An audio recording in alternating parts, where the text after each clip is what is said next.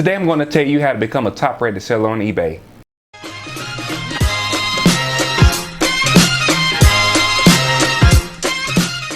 What's up guys, TJ here with another eBay video. If you like these types of videos, please like, share, and subscribe. I really appreciate it. Also hit that bell icon so you can get notifications whenever I release new content. So today we're going to be talking about becoming a top rated seller on eBay. So this is a topic that I don't know, a lot of people don't really talk about. I don't hear a lot of people saying anything about becoming a top rated seller, but there are so many benefits to becoming a top rated seller if you are selling on eBay, whether you're doing private label items, whether you're doing drop shipping, or whether you're doing retail or online arbitrage. There's just so many benefits to becoming a top rated seller.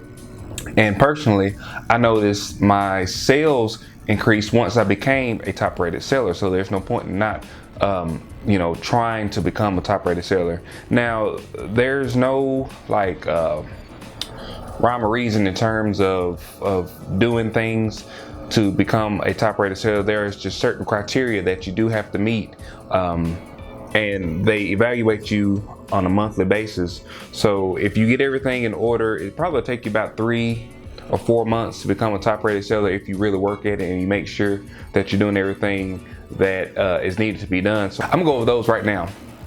So the benefits of being a top rated seller is that you get the coveted top rated seller plus badge on your items and on your name. So on my name, when you go and look at my username, it'll have that top rated seller plus badge stamped on it. Now also, when people see your items, and they will also see that top rated seller badge, and they know that you're a reputable seller and they're going to get the items in a timely manner. It's not going to be defective and all those different kind of things that goes into selling online.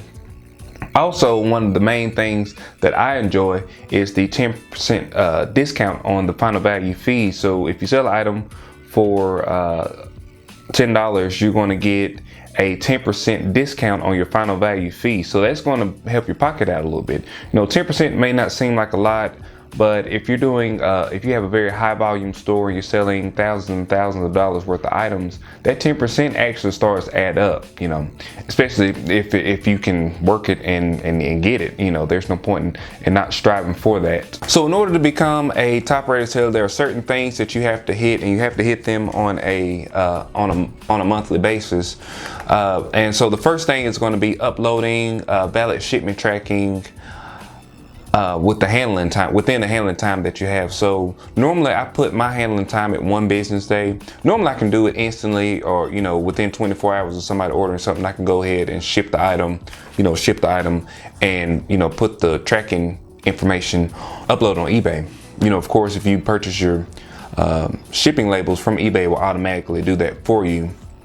But it has to be done at least 95% of the time, and within the last 3 months. So you do have a 3-month buffer. So if you get if you get outside of that tolerance within a 3-month period, then you can redeem yourself in the next quarter.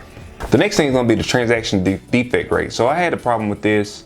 I had ordered some products from a manufacturer, and they were probably 10% of them was defective, and I got a lot of returns because they were defective, and that affected my top rated seller status, and took me about 3 months to get it back because I had to refund those orders or send out new products for those orders. And eBay tracks all of that stuff, your defect rate, and it has to be 2%, less than 2%. So you have a total of 2% defect rate that you can have for your transactions.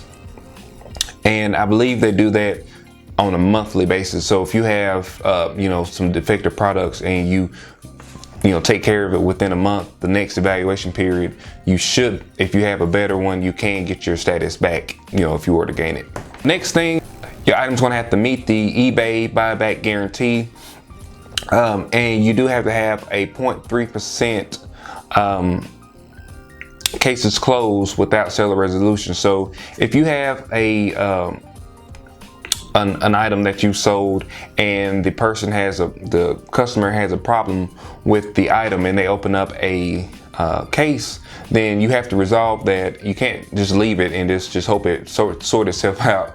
You know, you have to go ahead and take care of that as quickly as possible, and that won't, you know, count against you. And normally if you have a case, I mean, I don't see any reason why you wouldn't try to resolve it with the customer, unless the customer is not willing to resolve it with you. You know what I mean? And I've had both of them. I've had people that has put cases out there, and then I try to resolve it with them, and there's nothing I can do to resolve it for them, and then plus they leave you negative feedback, you know. So you just have to make sure you stay on top of it, and as long as you're doing everything that you need to do, and you're trying to please the customer, then you shouldn't have any issue with that. All right, the next thing is late shipments, and you can't have less than 3% of your transactions with late shipment, and I believe this is on a 12-month period.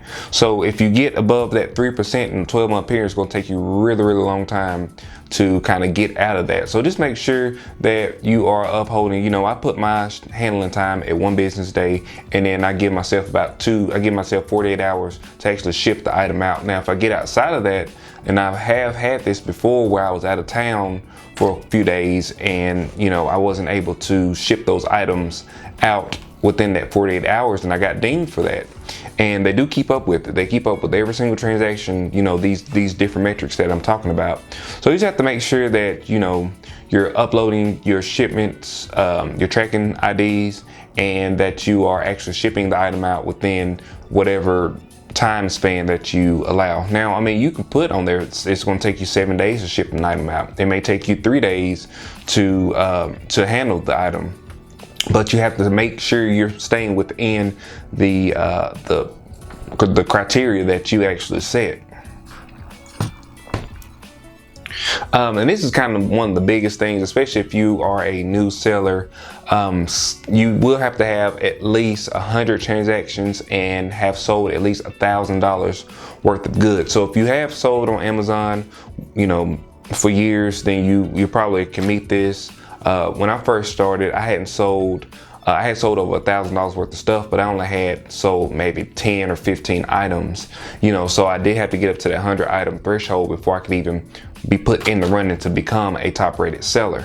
There's so many perks to becoming a top rated seller, and I believe as long as you do everything, you know, that you're supposed to do, you know, you can't expect to be at the top if you don't put that effort into it. And I always tell people when they first start out, you know, have a plan. So this will be part of your plan. If you know that you want to become a top rated seller, you can have these metrics in front of you and you can aim for those. And I've noticed that with aiming for these, it's also made me a better seller, because now I have, you know, an obligation. If I see a notification, boom, you sold a product, I need to go ahead as quickly as possible, get over to my computer and print out the shipping label and get that item shipped out. And, you know, I work 9 to 5.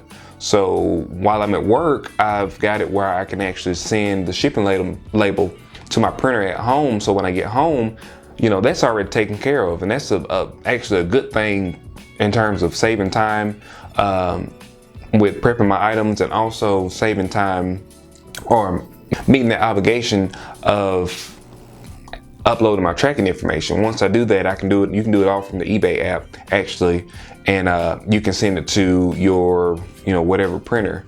And I have had some problems with sending something to the printer, and you know, it's out of paper or the label gets messed up. And as long as it's within 24 hours, you can go onto your eBay site and actually reprint your label. Now, if you go outside the 24 hours, that label will be what it is. So if you didn't get to print it out, or if you didn't, or if it messed up and you didn't get to it within 24 hours, you are going to have to purchase a new label. I've done this before too. I've sent it to my printer at home, you know, got home, forgot all about it the next day.